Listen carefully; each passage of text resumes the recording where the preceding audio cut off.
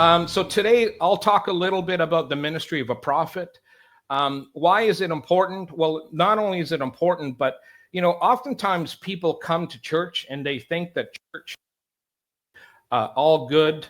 The pastors are all good people, that they never try to do any harm. And the reality is, the enemy's put fake pastors, fake apostles, fake prophets, fake everything into the church to try to throw people off. Right. It's been like that from the beginning. It will continue on. In fact, we're warned many times that in the end days, before Jesus comes back, it will become even worse.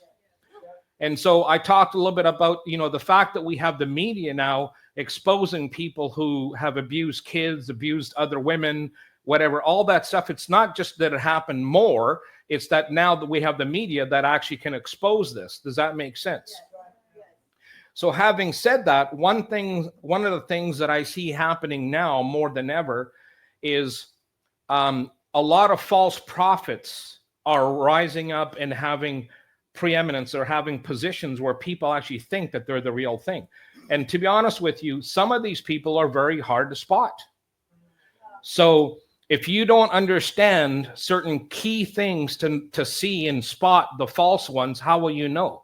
So it's not hard once you have a few key tools. I mean, this brother, Emmanuel, who came from Nigeria, Nigeria is filled with false prophets. But it isn't just there, it's everywhere because, sorry? Yeah. And these guys are like, the false prophets are like snake oil salesmen. So they're like snake oil salesmen, right? They're trying to sell you something that they want you to think is good, but it's really is not good at all. And it's historically, it's always been like that. So typically what I want you to understand and put in your mind, when somebody says they're a prophet, chances are most of the time they're not. Okay, so you got to bring your defense up and understand that when they say they are, most of the time they're not. I talked a little bit about the battle with Elijah up on Mount Carmel, right? Yeah. You had all these hundreds of prophets that were false, and you had one true prophet, one man of God, right? And that is systematically what we see all over the world, right? So the first thing that you're going to notice in a false prophet is humility. They are not humble at all. Everything begins and ends with a false prophet. They're the center of attention. Jesus takes a back seat if he's even mentioned at all. It's all about glorifying that man. It's all about exalting that man, right? So if you see somebody and their ego is center stage, that's the first sign that you should be careful. The second stage is that they actually know lots of ways. Sorry, the second stage. The second part is they know a lot of ways to manipulate you so you think a miracle happened when in reality it didn't. That's why I mean by snake oil salesman. So, and it's happened throughout history. Even I've been studying a lot of other people, like William Branham and other people. They've used this stuff systematically to fool people, right? So there was this one prophet from Nigeria. He posted this video that he was apparently walking in the air. And so, yeah, exactly. And so you see him coming down this circular set of stairs, and he gets about 3/4 of the way down. And then the camera goes from a full shot of the stairwell and him to just showing his feet and the stairs. But of course, he's probably hanging off of something, but they made it look like he's floating in the air. But this is the kind of stuff that people do. Right? And then there's this black woman that is systematically used. This one here is really hard to spot. There's this short black woman that's systematically used to demonstrate that woman's arm was healed. And so you see she's got this weird shape of her arm, and you see it's almost like it's in jello. It's almost like jello. And as the person's praying for her, you see the arm look like it straightens and becomes healed. She works for these people all over and does the same miracle over and over again.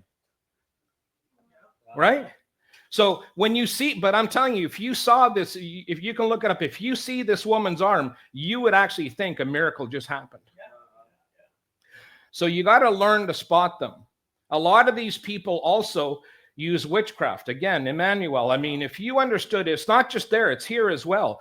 The witchcraft that these people do to bring in spirits to manipulate you, to make you think that it's true, to keep you like even, what was the name of that prophet that died about a year ago in Nigeria? You know, then it comes, sorry?